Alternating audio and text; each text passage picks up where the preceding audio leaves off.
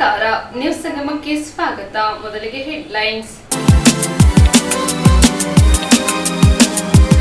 ಕುಶಾಲನಗರ ಪುರಸಭೆಯ ಸಭಾಂಗಣದಲ್ಲಿ ಶಾಸಕರಾದ ಡಾಕ್ಟರ್ ಮಂತರಗೌಡರ ಉಪಸ್ಥಿತಿಯಲ್ಲಿ ಮಾಸಿಕ ಸಾಮಾನ್ಯ ಸಭೆ ನಡೆಯಿತು. ಕ್ಯಾರ್ಪೇಟೆ ಪಟ್ಟಣದ ಕೃಷಿ ಇಲಾಖೆ ಕಚೇರಿಯಲ್ಲಿ ರೈತ ಬಾಂಧವರಿಗೆ ಬಿತ್ತನೆ ಬೀಜ ಹಾಗೂ ರಸಗೊಬ್ಬರ ವಿತರಿಸಲಾಯಿತು. ನಾಪೋಕ್ಲ ಸಮೀಪದ ಪಾಲೂರು ಶ್ರೀ ಹರಿಶ್ಚಂದ್ರ ದೇವಾಲಯ ಕಾವೇರಿ ನದಿ ಪ್ರವಾಹದಿಂದ ಸಂಪರ್ಕ ಕಡಿತಗೊಂಡಿದೆ.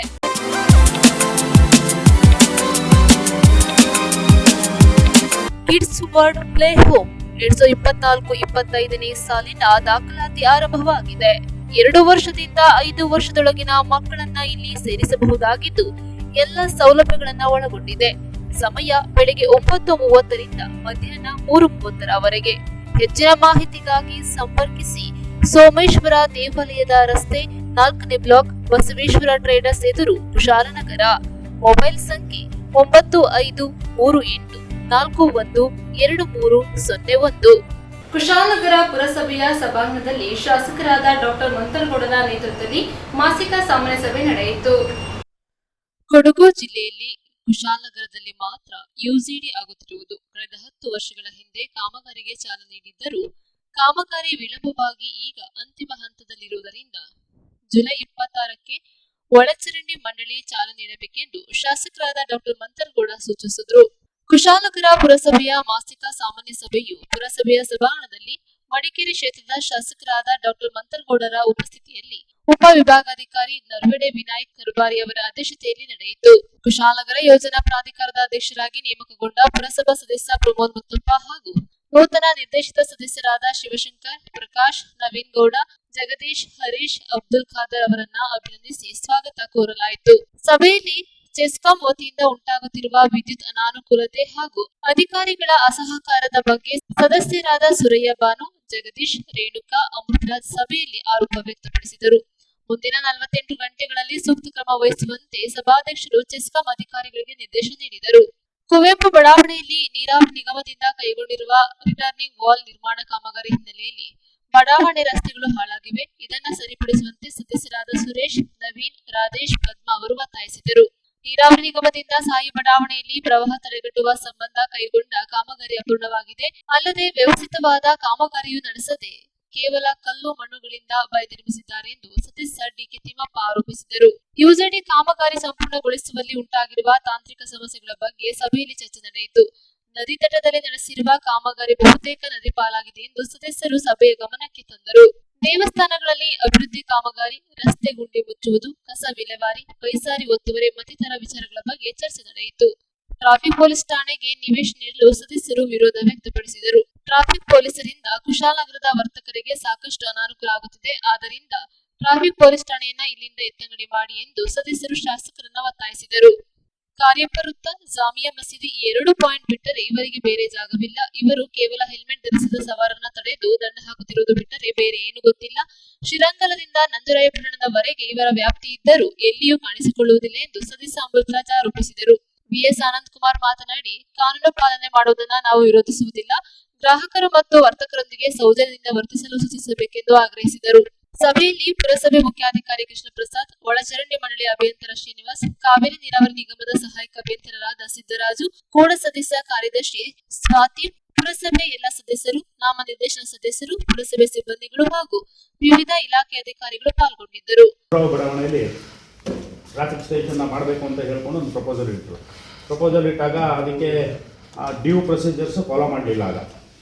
ಹಂಗೆ ಜಾಗನ ಮಂಜೂರು ಮಾಡಾಯ್ತು ಅವ್ರಿಗೆ, ಟ್ರಾಫಿಕ್ ಪೊಲೀಸ್ ಸ್ಟೇಷನ್ಗೆ. ಸೊ ಯಾರೋ ಪಬ್ಲಿಕ್ ಇದ್ದವರು ಹೋದರು, ಡ್ಯೂ ಪ್ರೊಸೀಜರ್ಸ್ ಫಾಲೋ ಮಾಡಿಲ್ಲ ಅಂತ ಹೇಳಿ ಕೋರ್ಟ್ಗೆ ಹೋಗಿ ಅದಕ್ಕೆ ಸ್ಟೇ ತೊಗೊಂಡು ಬಂದರು. ಸೊ ಡಿಪಾರ್ಟ್ಮೆಂಟಿಂದ ಏನು ಹೇಳ್ತಾರೆ ಅಂತ ಹೇಳಿದ್ರೆ ಅವ್ರದ್ದು ದುಡ್ಡು ಅಲ್ಲೇ ಬಾಕಿಯಾಗಿದೆ, ಬಾಕಿಯಾಗಿದೆ, ಬಿಲ್ಡಿಂಗ್ ಕಟ್ಟಲಿಕ್ಕಿರೋ ದುಡ್ಡು ಬಂದಿದೆ, ಆದ್ದರಿಂದ ಬದಲಿ ಜಾಗನ ವ್ಯವಸ್ಥೆ ಮಾಡಿಕೊಡಿ ಅಂತ ಹೇಳ್ಕೊಂಡು ಅವ್ರು ಹೇಳಿದ್ರು. ಅದಂದರೆ ಕಳೆದ ಮೀಟಿಂಗಲ್ಲಿ ಯಾವುದೋ ಒಂದು ವಿಚಾರ ಡಿಸೈಡ್ ಮಾಡಿದಾಗ 50 ಸೆಂಟ್ 39 ಸೆಂಟ್ ಜಾಗ ಇಲ್ಲಿದೆ, ಇಲ್ಲಿ ನಮ್ಮ ಚಿಕ್ಕಣ್ಣ ಬಡಾವಣೆ, ಅದನ್ನು ಟ್ರಾಫಿಕ್ ಪೊಲೀಸ್ ಸ್ಟೇಷನ್ ಕೊಡೋದು ಅಂತ ಆಯಿತು. ಸರ್, ನನ್ನ ಅಭಿಪ್ರಾಯ ಮೀಟಿಂಗ್ ಪ್ರಸ್ತಾಪ ಮೀಟಿಂಗ್ನಲ್ಲಿ ಸರ್ವಾನುಮತದಿಂದ ಟ್ರಾಫಿಕ್ ಸೆಕ್ಷನ್ ಜಾಗವನ್ನೇ ನಮಗೆ ಟ್ರಾಫಿಕ್ ರೋಡೇ ಬೇಡ, ನಮಗೆ ಟ್ರಾಫಿಕ್ ಸೆಕ್ಷನೇ ಬೇಡ ಅಂತ ಹೇಳಿದ್ಮೇಲೆ ಪುನಃ ಜಾಗ ಕೊಡ್ತಾ ನೆಕ್ಸ್ಟ್ ಏನು ಸರ್ ಹೇಳಿ. ರೋಡ್ಗಳಿರೋದು ಇವರು 10 ವೀಲ್ ತೊಗೊಂಡೋಗಿ ಅಲ್ಲಿಗೆ ಕೆಲಸ ಮಾಡಿದ್ದಾರೆ ಆಯಿತಾ. ಪ್ಲಸ್ ಸ್ಕೂಲ್ ಪಕ್ಕ ಒಂದು ದೊಡ್ಡ ಚರಂಡಿ ಇದೆ, ಅಲ್ಲಿ ದಿನಕ್ಕೆ ಹೆಚ್ಚು ಕಡಿಮೆ ಒಂದು 400 ಮಕ್ಕಳು ಓಡ್ತಾರೆ. ಆ ಚರಂಡಿನ ಕ್ಲೀನ್ ಮಾಡಿಸ್ಬಿಟ್ಟು ಪೈಪ್ ಹಾಕ್ಬಿಟ್ಟು ಗಾಡಿಗಳು ಓಡಾಡ್ಬೋದಿತ್ತು. ಇವ್ರಿಗೆ ಕಂಪ್ಲೇಂಟ್ ಮಾಡಿದ್ರು, ಇವ್ರು ಅದನ್ನ ಒಂಚೂರು ಅದನ್ನ ಗಮನಕ್ಕೆ ತೊಗೊಂಡಿದ್ದಾರೆ. ಏನಾದ್ರು ನಾಳೆ ದಿನ ಏನಾದ್ರು ಸ್ಕೂಲ್ ಮಕ್ಕಳ ಚರಂಡಿ ಒಳಗೆ ಬಿದ್ದಿರೋದು ಹೆಚ್ಚು ಕಡಿಮೆ ಆದರೆ ಅದಕ್ಕೆ ಸಂಪೂರ್ಣವಾಗಿ ಹೊರಗೆ ಇವರೇ ಆಗುತ್ತೆ.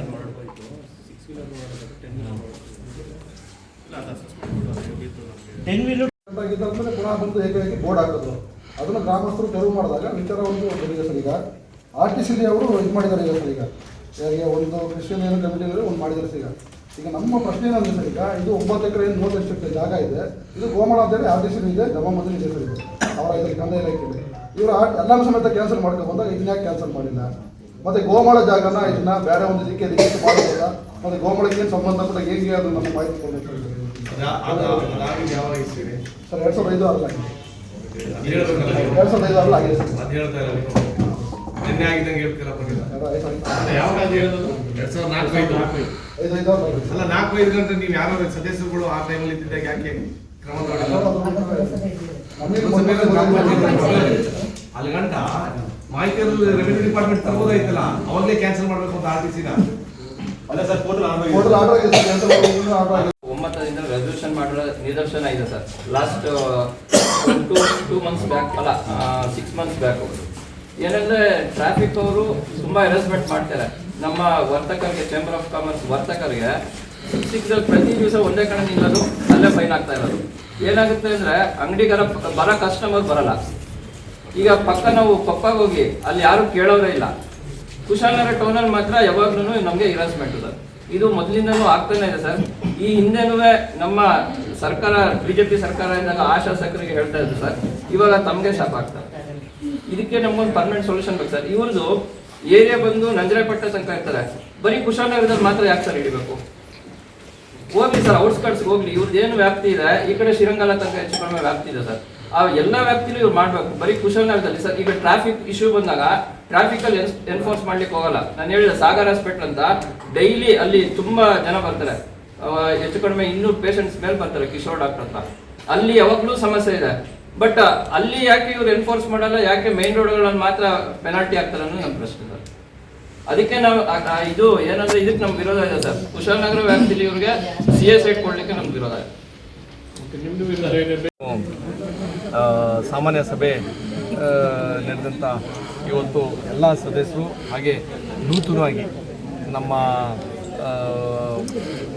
ನಾಮನಿರ್ದೇಶಕರು ಮೊದಲೇ ಮೀಟಿಂಗ್ ಅಲ್ಲ, ಫಸ್ಟ್ ಮೀಟಿಂಗ್ ಇವರೆಲ್ಲರಿಗೂ ಅವರಿಗೆ ಒಂದು ರೀತಿಲಿ ಈ ಟೈಮಲ್ಲಿ ಅದು ಮಳೆಕಾಲದಲ್ಲಿ ಹೆಚ್ಚಾಗಿರೋದ್ರಿಂದ ಎಷ್ಟೋ ಏರಿಯಾಗಳಲ್ಲಿ ನೀವು ಹೇಳ್ದಂಗೆ ನೀರು ಬಂದಿರೋದ್ರಿಂದ ಹಲವಾರು ವಿಚಾರ ಚರ್ಚೆ ಆಗಿತ್ತು. ಇವತ್ತು ದೊಡ್ಡ ಮಟ್ಟದಲ್ಲಿ ಚರ್ಚೆ ಏನು ಅಂತಂತಂದರೆ, ನೀವು ಹೇಳ್ದಂಗೆ ಕೆಲವು ಲೇಔಟ್ಗಳಲ್ಲಿ ನೀರು ಬರೋಂಥ ಪರಿಸ್ಥಿತಿ ಯಾಕೆ ಬಂತು, ಹೆಂಗೆ, ಯಾಕೆ ಕಾನೂನು ಏನು ರೀತಿಲಿ ಆಯಿತು ಹಳೆಯದು ಅದೊಂದು. ಅದೇ ರೀತಿಲಿ ಮುಂದೆ ಆ ಥರ ಆಗ್ದಂಗೆ ಯಾವ ರೀತಿಲಿ ಕ್ರಮ ತಗೊಳ್ಳೋದು, ಅನಧಿಕೃತ ಲೇಔಟ್ಗಳು ಯಾಕೆ ಮುಂಚೆ ಆಗಿರ್ಬೋದೋ ಈಗ ಮುಂದೆ ಅಂತೂ ಆಗೋದು ಬೇಡ ಅಂತ ಒಂದು ರೀತಿಯಲ್ಲಿ ತೀರ್ಮಾನ ಮಾಡೋದು. ಅದೇ ರೀತಿಯಲ್ಲಿ ಹಲವಾರು ವಿಚಾರ, ಹೆಚ್ಚಿನ ಸಂಖ್ಯೆಯಲ್ಲಿ ಪಾರ್ಕಿಂಗ್ ವಿಚಾರ ಇರ್ಬೋದು, ಕುಡಿಯೋ ನೀರು ವಿಚಾರದಲ್ಲಿ ನೀವು ಹೇಳ್ದಂಗೆ ನೀವು ಗೊತ್ತಾದಂಗೆ ಒಂದು 36ರಿಂದ 40 ಕೋಟಿ ರೂಪಾಯಿ ಕುಶಾಲನಗರಕ್ಕೆ ಅಮೃತ ಯೋಜನೆಯಲ್ಲಿ ಟೆಂಡರ್ ಆಗಿ ಆರ್ಡರ್ ಕಾಪಿನ ಇಶ್ಯೂ ಮಾಡೋರೆ.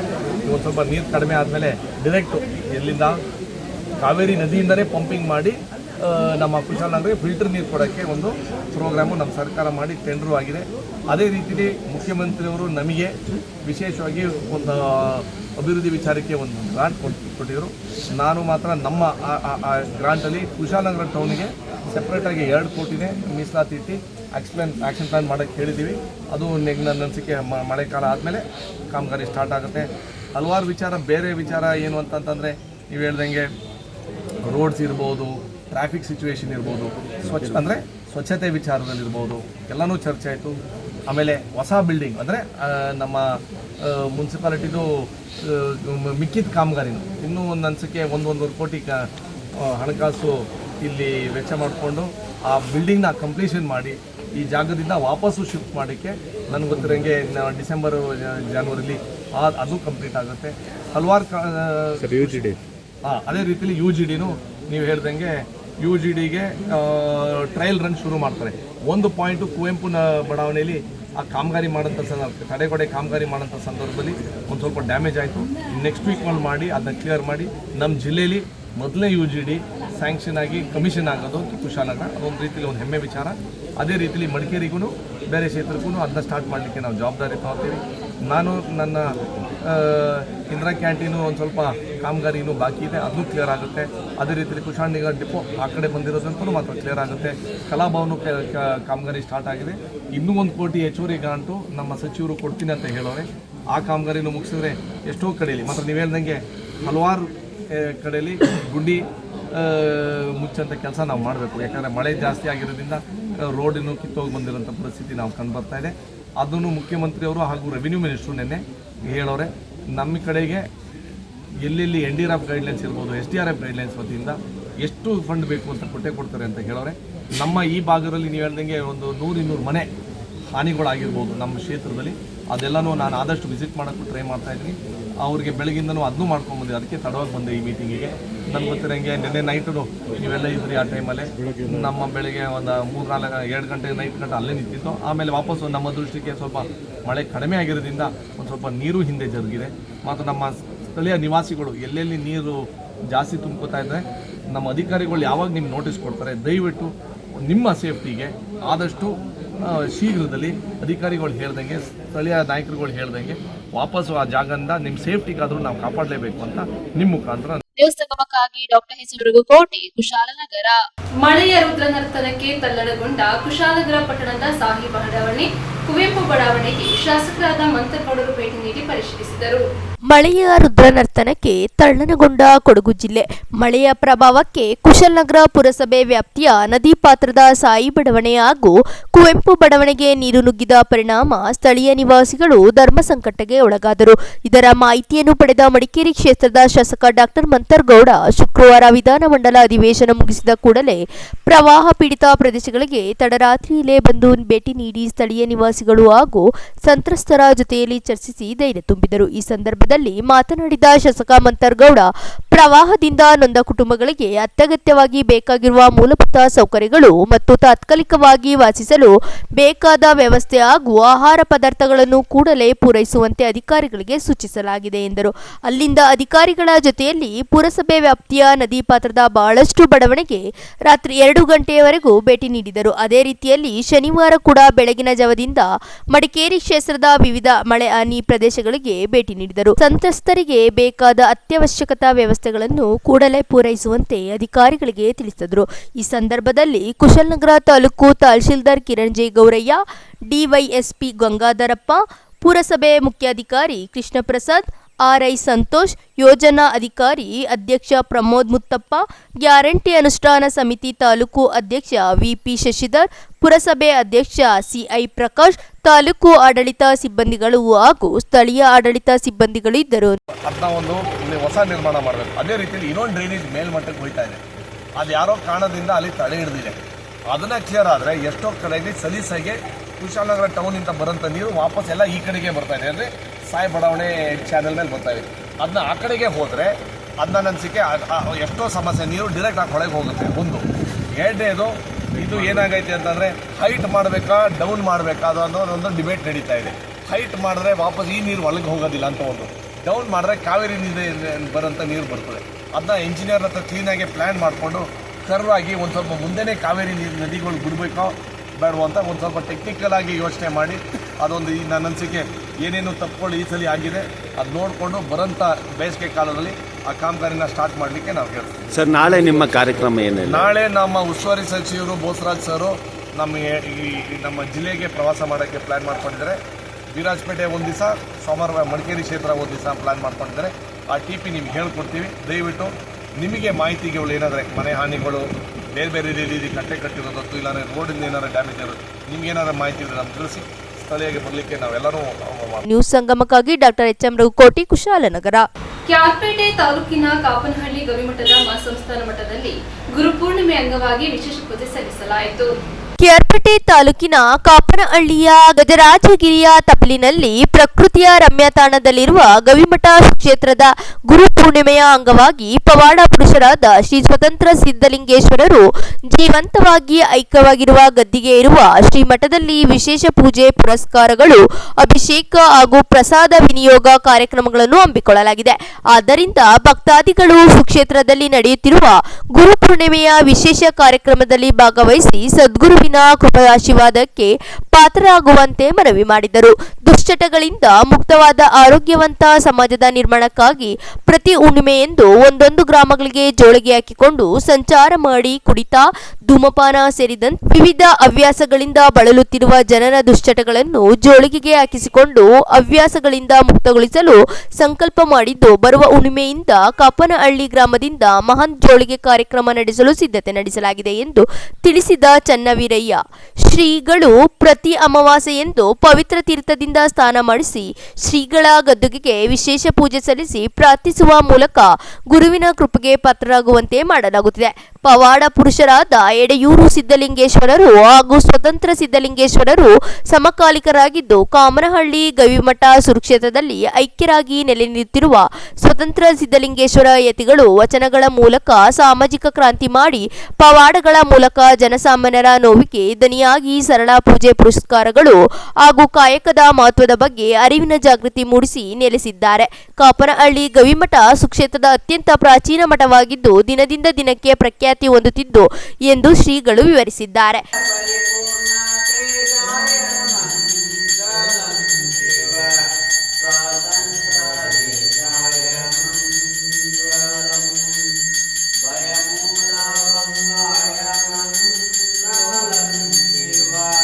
ಓಂ ಶ್ರೀ ಗುರು ಬಸವಲಿಂಗಾಯ ನಮಃ.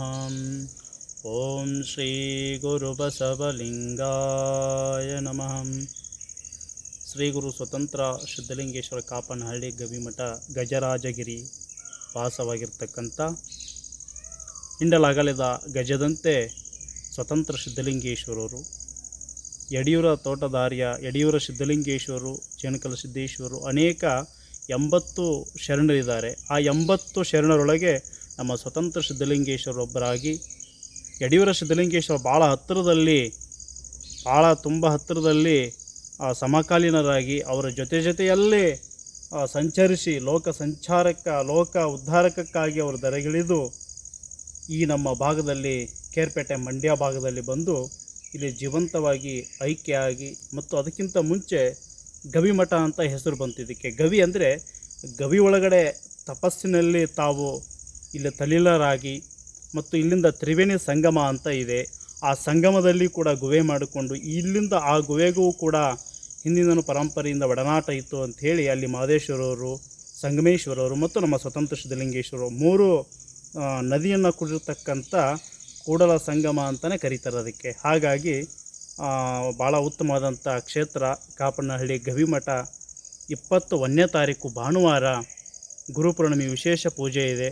ತಾವೆಲ್ಲರೂ ಜನ ಬಂದು ಪಾಲ್ಗೊಂಡು ಒಳ್ಳೆಯದಾಗಲಿ ಅಂಥೇಳಿ, ನಿಮ್ಮೆಲ್ಲರಿಗೂ ಕೂಡ ಶುಭವಾಗಿ ಉಂಟು ಮಾಡಲಿ ಭಗವಂತ ಅಂತೇಳಿ ನಿಮ್ಮೆಲ್ಲರಲ್ಲಿ ಕೂಡ ಮನಮುಟ್ಲಿ ಅಂಥೇಳಿ ನಾವು ಒಳ್ಳೆಯದಾಗಲಿ ಅಂತ ಹಾರೈಸ್ತಾ ಇದ್ದೇವೆ. ಎಲ್ಲರೂ ಬಂದು ಪಾಲ್ಗೊಂಡಬೇಕು. ನ್ಯೂಸ್ ಸಂಗಮಕ್ಕಾಗಿ ಡಾಕ್ಟರ್ ಕೆಆರ್ ನೀಲಕಂಠ, ಕ್ಯಾರ್ಪೇಟೆ.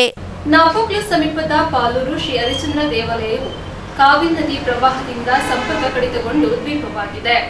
ನಾಪೋಕ್ಲು ಸಮೀಪದ ಇತಿಹಾಸ ಪ್ರಸಿದ್ಧ ಪಾಲೂರು ಶ್ರೀ ಹರಿಶ್ಚಂದ್ರ ದೇವಾಲಯ ಕಾವೇರಿ ನದಿ ಪ್ರವಾಹದಿಂದಾಗಿ ಸಂಪರ್ಕ ಕಡಿತಗೊಂಡು ದ್ವೀಪವಾಗಿದೆ. ಕಳೆದ ಹಲವು ದಿನಗಳಿಂದ ಕಾವೇರಿ ಪ್ರವಾಹ ದೇವಾಲಯದ ಸುತ್ತಲೂ ಆವರಿಸಿಕೊಂಡಿದ್ದು ಸಂಪರ್ಕ ಇಲ್ಲವಾಗಿದೆ, ಜಲ ದಿಗ್ಬಂಧನವಾಗಿದೆ. ಇದೀಗ ಸುಮಾರು 1 ಫರ್ಲಾಂಗ್ ದೂರದವರೆಗೆ ಕಾವೇರಿ ಪ್ರವಾಹದ ನೀರು ನಿಂತಿದ್ದು ದಿನನಿತ್ಯದ ಪೂಜೆ ಮಾಡಲು ಅರ್ಚಕರಿಗೆ ದೇವಾಲಯಕ್ಕೆ ತೆರಳಲು ಸಾಧ್ಯವಾಗುತ್ತಿಲ್ಲ. ಅನಿವಾರ್ಯ ಪರಿಸ್ಥಿತಿಯಿಂದಾಗಿ ದಿನನಿತ್ಯದ ಪೂಜೆ ಸ್ಥಗಿತಗೊಂಡಿದೆ. ದೇವಾಲಯ ಸ್ವಲ್ಪ ಎತ್ತರದಲ್ಲಿ ಇರುವುದರಿಂದ ದೇವಾಲಯಕ್ಕೆ ಯಾವುದೇ ತೊಂದರೆಯಾಗಿಲ್ಲ. ನಿರಂತರ ಮಳೆ ಸುರಿಯುತ್ತಿದ್ದು ಕಾವೇರಿ ಪ್ರವಾಹದಿಂದಾಗಿ ಕಳೆದ 14 ದಿನಗಳಿಂದ ದೇವಾಲಯಕ್ಕೆ ತೆರಳಲಾಗದೆ ಪೂಜೆ ಮಾಡಲು ಸಾಧ್ಯವಾಗುತ್ತಿಲ್ಲ. ಆದ್ದರಿಂದ ಕಾವೇರಿಗೆ ಅಕ್ಕಿ, ಹೂವು, ಕುಂಕುಮ ಇಟ್ಟು ದಿನನಿತ್ಯ ಪೂಜೆ ಮಾಡಲಾಗುತ್ತಿದೆ. ಪ್ರವಾಹದಿಂದ ನಮ್ಮ ಗದ್ದೆ ತೋಟಗಳು ಮುಳುಗಡೆಯಾಗಿದ್ದು ಸಂಕಷ್ಟ ಎದುರಾಗಿದೆ ಎಂದು ಮುಖ್ಯ ಅರ್ಚಕ ಅರುಣ್ ಕುಮಾರ್ ತಿಳಿಸಿದ್ದಾರೆ. ಹರಿಶ್ಚಂದ್ರ ದೇವಸ್ಥಾನದ ಅರ್ಚಕನಾಗಿ ಕೆಲಸ ನಿರ್ವಹಿಸ್ತಾ ಇದ್ದೇನೆ. ಕಳೆದ 4 ದಿನಗಳಿಂದ ಕಾವೇರಿ ನದಿ ಮಟ್ಟ ನೀರು ಏರಿ ದೇವಸ್ಥಾನದ ಪೂಜೆ ಮಾಡಲಿಕ್ಕೆ ಆಗೋದಿಲ್ಲ. ಆದರೂ ನಾವು ಆ ಕಾವೇರಿ ತಾಯಿಗೆ ಅಕ್ಕಿ ಹೂವು ಕುಂಕುಮ ಇಟ್ಟು ಪೂಜೆಯನ್ನು ಮಾಡಿಕೊಂಡು ಬರ್ತಾ ಇದ್ದೇವೆ. ಇದು ವರ್ಷಂಪ್ರತಿ ಇದೇ ಪರಿಸ್ಥಿತಿ ನಡೀತಾ ಇದೆ. ಹಲವು ವರ್ಷದಿಂದ ಈ ವರ್ಷ ಮಳೆ ಜಾಸ್ತಿ ಆಗಿದೆ. ಇದರಿಂದ ಹೆಚ್ಚು ನೀರು ಕೂಡಿ ಬಂದಿದೆ. ನಮ್ಮ ಮನೆ ಮುಟ್ಲಿಕ್ಕಾಗಿದೆ ನೀರು. ಇನ್ನು ಸ್ವಲ್ಪ ಬಂದರೆ ನಮ್ಮ ತೋಟ ಗದ್ದೆಗಳಿಗೆಲ್ಲ ನೀರು ತುಂಬಿದೆ. ನ್ಯೂಸ್ ಸಂಗಮಕ್ಕಾಗಿ ದುಗ್ಗಡ ಸದಾನಂದ ನಾಪೋಕ್ಲು. ಗೊರೂರು ಜಲಾಶಯದಿಂದ 25,000 ಕ್ಯೂಸೆಕ್ಸ್ ನೀರು ಬಿಡುಗಡೆ ಮಾಡಿರುವುದರಿಂದ ಕೆಆರ್ಪೇಟೆ ತಾಲೂಕಿನಲ್ಲಿ ಅಪಾಯ ಮಟ್ಟ ಮೀರಿ ಉಕ್ಕಿ ಹರಿಯುತ್ತಿರುವ ಹೇಮಾವತಿ ನದಿ. ಕೆಆರ್ಪೇಟೆ ತಾಲೂಕಿನಲ್ಲಿ ಅಪಾಯ ಮಟ್ಟ ಮೀರಿ ಉಕ್ಕಿ ಹರಿಯುತ್ತಿರುವ ಹೇಮಾವತಿ ನದಿಗಳಿಗೆ ಇಳಿಯದಂತೆ ರೈತ ಬಾಂಧವರಿಗೆ ಎಕ್ಸಿಕ್ಯೂಟಿವ್ ಇಂಜಿನಿಯರ್ ಆನಂದ್ ಮನವಿ ಮಾಡಿದ್ದಾರೆ. ಗೋರೂರು ಜಲಾಶಯವು ಭರ್ತಿಯಾಗುತ್ತಿರುವ ಹಿನ್ನೆಲೆಯಲ್ಲಿ ಹೇಮಾವತಿ ನದಿಗೆ 25,000 ಕ್ಯೂಸೆಕ್ಸ್ ನೀರನ್ನು ನದಿ ಹರಿಯ ಬಿಡಲಾಗುತ್ತಿದೆ. ಹೇಮಾವತಿ ನದಿಯು ಅಪಾಯ ಮಟ್ಟ ಮೀರಿ ಹರಿಯುತ್ತಿರುವ ಹಿನ್ನೆಲೆಯಲ್ಲಿ ನದಿಯ ತಗ್ಗು ಪಾತ್ರದ ಜನರು ಎಚ್ಚರವಾಗಿರಬೇಕು ಎಂದು ಹೇಮಾವತಿ ಜಲಾಶಯ ಯೋಜನೆಯ ನಂಬರ್ 3 ವಿಭಾಗದ ಕಾರ್ಯಪಾಲಕ ಇಂಜಿನಿಯರ್ ಆನಂದ್ ಮನವಿ ಮಾಡಿದರು. ಗದ್ದೆ ಹೊಸೂರು, ಚಿಕ್ಕಮದ್ದಗೆರೆ, ಶ್ರಾವಣೂರು, ಬಂಡಿಹೊಳೆ ಸೇರಿದಂತೆ ವಿವಿಧ ಗ್ರಾಮಗಳಿಗೆ ನೀರು ನುಗ್ಗಿದ್ದು ನದಿಯು ಅಪಾಯ ಮಟ್ಟವನ್ನು ಮೀರಿ ಹರಿಯುತ್ತಿರುವ ಹಿನ್ನೆಲೆಯಲ್ಲಿ ನದಿ ಪಾತ್ರದ ಜನರು ಎಚ್ಚರವಾಗಿರಬೇಕು. ಜೊತೆಗೆ ನದಿಗೆ ಬಟ್ಟೆ ಒಗೆಯಲು, ದನ ಕರುಗಳಿಗೆ ನೀರು ಕುಡಿಸಲು ನದಿಗೆ ಇಳಿಯಬಾರದು ಎಂದು ಎಚ್ಚರಿಸಿದ ಎಕ್ಸಿಕ್ಯೂಟಿವ್ ಇಂಜಿನಿಯರ್ ಆನಂದ್. ಗೊರೂರು ಜಲಾಶಯಕ್ಕೆ ಒಳ ಹರಿವು ಹೆಚ್ಚಾಗುತ್ತಿದ್ದು ನದಿಗೆ ಹರಿಯ ಬಿಡುವ ನೀರಿನ ಪ್ರಮಾಣ ಇನ್ನೂ ಹೆಚ್ಚಾಗುವ ಸಾಧ್ಯತೆ ಇರುವುದರಿಂದ ರೈತ ಬಾಂಧವರು ಎಚ್ಚರವಾಗಿರಬೇಕು. ನದಿಯ ಪಾತ್ರದತ್ತ ಸುಳಿಯಬಾರದು ಎಂದು ತಿಳಿಸಿದ್ದಾರೆ. ನದಿ ಪಾತ್ರದ ಹೇಮಗಿರಿ ಅಣೆಕಟ್ಟೆ ಹಾಗೂ ಮಂದಗಿರಿ ಅಣೆಕಟ್ಟೆಗೆ ಎಇ ವಿಶ್ವನಾಥ್ ನಾಯಕ್, ರಾಘವೇಂದ್ರ ಹಾಗೂ ಸಹಾಯಕ ಇಂಜಿನಿಯರ್ಗಳು ಹಾಗೂ ನೀರಾವರಿ ಇಲಾಖೆಯ ಸಿಬ್ಬಂದಿಗಳು ಉಪಸ್ಥಿತರು. ಮಂದಗಿರಿ ಅಣೆಕಟ್ಟಿನಲ್ಲಿ ಸುಮಾರು 29,000 ಕ್ಯೂಸೆಕ್ಸ್ನ ನೀರನ್ನು ನದಿಗೆ ಬಿಡಲಾಗಿದೆ. ನಮ್ಮ ಕೇರ್ಪೇಟೆ ತಾಲೂಕಿನಲ್ಲಿ ಬರ್ತಕ್ಕಂಥ ಹಳ್ಳಿಗಳಿರ್ತಕ್ಕಂಥ ಜನಗಳು, ಜಾನುವಾರುಗಳು ಯಾರೂ ಕೂಡ ನದಿ ಪಾತ್ರಕ್ಕೆ ಇಳಿಬಾರ್ದು. ತುಂಬ ಅಪಾಯ ಮಟ್ಟದಲ್ಲಿರ್ತದೆ. ಮುಂದೆ ಕೂಡ ಇನ್ನೂ ನೀರು ಜಾಸ್ತಿ ಆಗ್ಬೋದು. ಯಾರು ಕೂಡ ಈ ನದಿಗೆ ಇಳಿಬಾರ್ದು ಅಂತ ಹೇಳಿ ನಾವು ಕಾವೇರಿ ನೀರಾವರಿ ನಿಗಮದ ಪರವಾಗಿ ತಮ್ಮಲ್ಲಿ ಜಾನುವಾರುಗಳಲ್ಲಿ ಸಾರ್ವಜನಿಕರಲ್ಲಿ ಮನವಿ ಮಾಡಿಕೊಳ್ತಾ ಇದ್ದೀವಿ. ನಿಮ್ಮ ಹೆಸರು? ಆನಂದು, ಸಹಾಯಕ ಕಾರ್ಯಪಾಲಕ ಇಂಜಿನಿಯರ್, ನಂಬರ್ 5 ಹೇಮಾವತಿ ವಿಭಾಗ, ಕೆಆರ್ಪೇಟೆ. ನ್ಯೂಸ್ ಸಂಗಮಕ್ಕಾಗಿ ಡಾಕ್ಟರ್ ಕೆಆರ್ ನೀಲಕಂಠ, ಕೆಆರ್ಪೇಟೆ. ಕೆಆರ್ಪೇಟೆ ಪಟ್ಟಣದ ಕೃಷಿ ಇಲಾಖೆ ಕಚೇರಿಯಲ್ಲಿ ರೈತ ಬಾಂಧವರಿಗೆ ಬಿತ್ತನೆ ಬೀಜ ಹಾಗೂ ರಸಗೊಬ್ಬರ ವಿತರಿಸಿದರು. ಕೃಷಿ ಇಲಾಖೆ ವತಿಯಿಂದ ರೈತ ಬಾಂಧವರಿಗೆ ಬೆತ್ತದ ಬೀಜ ಹಾಗೂ ರಸಗೊಬ್ಬರ ವಿತರಿಸಿದ ಶಾಸಕ ಎಚ್.ಡಿ. ಮಂಜು ಕೆಆರ್ಪೇಟೆ ಪಟ್ಟಣದ ಹೇಮಾವತಿ ಬಡಾವಣೆಯಲ್ಲಿರುವ ಕೃಷಿ ಇಲಾಖೆ ಕಚೇರಿಯ ಆವರಣದಲ್ಲಿ ನಡೆದ ಸರಳ ಸಮಾರಂಭದಲ್ಲಿ ಶಾಸಕ ಎಚ್.ಡಿ. ಮಂಜು ರೈತ ಬಾಂಧವರಿಗೆ ಭತ್ತ, ರಾಗಿ, ಜೋಳ, ಅಲಸಂದೆ ಹಾಗೂ ಕೃಷಿ ಪರಿಕರಗಳನ್ನು ವಿತರಿಸಿ ವೈಜ್ಞಾನಿಕ ಪದ್ಧತಿಯಲ್ಲಿ ರೈತರು ಕೃಷಿ ಅಧಿಕಾರಿಗಳ ಸಲಹೆ, ಸೂಚನೆ ಹಾಗೂ ಮಾರ್ಗದರ್ಶನ ಪಡೆದು ಬೇಸಾಯ ಮಾಡಿ ಕೃಷಿಯನ್ನು ಲಾಭದಾಯಕ ಉದ್ಯಮವನ್ನಾಗಿಸಿಕೊಳ್ಳಬೇಕು ಎಂದು ಮನವಿ ಮಾಡಿದರು. ತಾಲೂಕು ಜೆಡಿಎಸ್ ಅಧ್ಯಕ್ಷ ಜಾನಕಿರಾಮ್, ಕೃಷಿ ಇಲಾಖೆ ಸಹಾಯಕ ನಿರ್ದೇಶಕ ಸಂತೋಷ್ ಕುಮಾರ್, ಕೃಷಿ ಅಧಿಕಾರಿಗಳಾದ ಶ್ರೀಧರ್ ಮತ್ತಿತರರು ಉಪಸ್ಥಿತರಿದ್ದರು. ಇವತ್ತಿನಿಂದ ಬಿತ್ತನೆ ಬೀಜ, ಭತ್ತದ ಬಿತ್ತನೆ ಬೀಜ ವಿತರಣೆಯನ್ನ ಸಾಂಕೇತಿಕವಾಗಿ ನಾವು ಶುರು ಮಾಡ್ತಾ ಇದ್ದೀವಿ. ಇದಕ್ಕೆ ಮಾನ್ಯ ಜನಪ್ರಿಯ ಶಾಸಕರಾದ ಮಂಜಣ್ಣನವರು ಈ ಕಾರಣಕ್ಕೆ ಆಗಮಿಸಿದ್ದಾರೆ. ಅವರನ್ನ ಸ್ವಾಗತವನ್ನು ಕೋರ್ತಾ ಈ ಒಂದು ಬಿತ್ತನೆ ಬೀಜದ ವಿತರಣೆಯನ್ನ ನಾವು ಮಾನ್ಯ ಶಾಸಕರಿಂದ ನಾವು ಒತ್ತುವ ಮುಖಾಂತರ ಶುರು ಮಾಡ್ತಾ ಇದ್ದೀವಿ. ಕೆಆರ್ಪೇಟೆ ತಾಲೂಕಿನಲ್ಲಿ ನಮಗೆ ಇದುವರೆಗೆ 497 mm ಮಳೆಯಾಗಿದೆ. ಇದುವರೆಗೆ 69% ಹೆಚ್ಚುವರಿ ಮಳೆಯಾಗಿದೆ. ಹಾಗಾಗಿ ಹೇಮಾವತಿ ಜಲಾಶಯ ಮತ್ತು ಕೆಆರ್ಎಸ್ ಜಲಾಶಯಗಳೆಲ್ಲ ತುಂಬಿ ನಮಗೆ ಒಂದು ಒಳ್ಳೆ ಮಳೆಯಾಗಿರೋದ್ರಿಂದ ಭತ್ತದ ಬಿತ್ತನೆ ಬೀಜದ ವಿತರಣೆಯನ್ನ ಇದೇ ಮೊದಲನೇ ಬಾರಿಗೆ ಆದಷ್ಟು ಬೇಗ ನಾವು ವಿತರಣೆ ಕಾರ್ಯಕ್ರಮನ ಮಾಡ್ತಾ ಇದ್ದೀವಿ. ನಮಗೆ ಈಗ ಎಲ್ಲ 6 ರೈತ ಸಂಪರ್ಕ ಕೇಂದ್ರಗಳಲ್ಲಿ ಮತ್ತು ಅಕ್ಕಿಯ ಬಳಿನ 2 ಸೊಸೈಟಿಗಳಲ್ಲಿ ಸಹ ನಾವು ಭತ್ತದ ಬಿತ್ತನೆ ಬೀಜ ವಿತರಣೆಗೆ ನಾವು ಒಂದು ಕಾರ್ಯಕ್ರಮವನ್ನು ಮಾಡಿಕೊಂಡಿದ್ವಿ. ನಮ್ಮಲ್ಲಿ ಭತ್ತದ ತಳಿಗಳಾದ AR64, MTU 1001, ಸನ್ನು, ಜ್ಯೋತಿ, RN6 ಮತ್ತು BR ತಳಿಗಳನ್ನು ನಾವು ವಿತರಣೆಯನ್ನು ಮಾಡ್ತಾ ಇದ್ದೀವಿ. ಹಾಗೂ ನಮ್ಮ ತಾಲೂಕಿನಾದ್ಯಂತ ಏನು ಅವಶ್ಯಕತೆ ಇದೆ ಬಿತ್ತನೆ ಬೀಜಗಳು ಅದಷ್ಟು ಸಹ ಬಹಳಷ್ಟು ಲಭ್ಯವಿದೆ. ಮತ್ತು ಏನು ರಸಗೊಬ್ಬರ ನಮ್ಮ ಮುಂಗಾರಿಗೆ ಬೇಕು ಅದು ಸಾಕಷ್ಟು ದಾಸ್ತಾನಿದೆ. ಅದ್ರ ಬಗ್ಗೆ ನಾವು ಸೂಕ್ತವಾದ ಕ್ರಮವನ್ನು ವಹಿಸ್ತೀವಿ ಸರ್. ಹಾಗಾಗಿ ಈ ಒಂದು ಕಾರ್ಯಕ್ರಮಕ್ಕೆ ಆಗಮಿಸಿರುವ ಮಾನ್ಯ ಶಾಸಕರು ರೈತ ಬಾಂಧವರ ಕುರಿತು ಒಂದೆರಡು ಮಾತನಾಡಿ ಅವರಿಗೆ ಭತ್ತದ ಬಿತ್ತನೆ ಬೀಜದ ವಿತರಣೆಯನ್ನು ಮಾಡಿಕೊಡ್ಬೇಕು ಅಂತ ಕೇಳ್ಕೊಳ್ತೀವಿ. ಇಲಾಖೆ ಮತ್ತು ಸರ್ಕಾರದ ನಮ್ಮೆಲ್ಲರ ಜವಾಬ್ದಾರಿ. ಆ ದೃಷ್ಟಿಯಿಂದ ಏನು ಭತ್ತ ಸಿದ್ಧಗೋಸ್ಕರ ಸಿದ್ಧ ಬೀಜವನ್ನು ಒದಗಿಸುವಂತೂ ಸರ್ಕಾರದ ಮತ್ತು ಇಲಾಖೆ ಜವಾಬ್ದಾರಿ. ನಿಗದಿವರೆಗೆ ಒಂದು ನಮ್ಮ ಹೋಬಳಿ ಕೇಂದ್ರಗಳಲ್ಲಿ ರೈತ ಸಂಪರ್ಕ ಕೇಂದ್ರದಲ್ಲಿ ಒಂದು ಬಿತ್ತನೆ ವಿತರಿಸುವಂತ ಕಾರ್ಯಕ್ರಮ ಮಾಡ್ತಿದ್ದಾರೆ. ನ್ಯೂಸ್ ಸಂಗಮಕ್ಕಾಗಿ ಡಾಕ್ಟರ್ ಕೆಆರ್ ನೀಲಕಂಠ, ಕ್ಯಾರ್ಪೇಟೆ. ಕೊನೆಯಲ್ಲಿ ಮತ್ತೊಮ್ಮೆ ಹೆಡ್ಲೈನ್ಸ್. ಕುಶಾಲನಗರ ಪುರಸಭೆಯ ಸಭಾಂಗಣದಲ್ಲಿ ಶಾಸಕರಾದ ಡಾಕ್ಟರ್ ಮಂತ್ರಗೌಡರ ಉಪಸ್ಥಿತಿಯಲ್ಲಿ ಮಾಸಿಕ ಸಾಮಾನ್ಯ ಸಭೆ ನಡೆಯಿತು. ಕ್ಯಾರ್ಪೇಟೆ ಪಟ್ಟಣದ ಕೃಷಿ ಇಲಾಖೆ ಕಚೇರಿಯಲ್ಲಿ ರೈತ ಬಾಂಧವರಿಗೆ ಬಿತ್ತನೆ ಬೀಜ ಹಾಗೂ ರಸಗೊಬ್ಬರ ವಿತರಿಸಲಾಯಿತು. ನಾಪೋಕ್ಲ ಸಮೀಪದ ಪಾಲೂರು ಶ್ರೀ ಹರಿಶ್ಚಂದ್ರ ದೇವಾಲಯ ಕಾವೇರಿ ನದಿ ಪ್ರವಾಹದಿಂದ ಸಂಪರ್ಕ ಕಡಿತಗೊಂಡಿದೆ.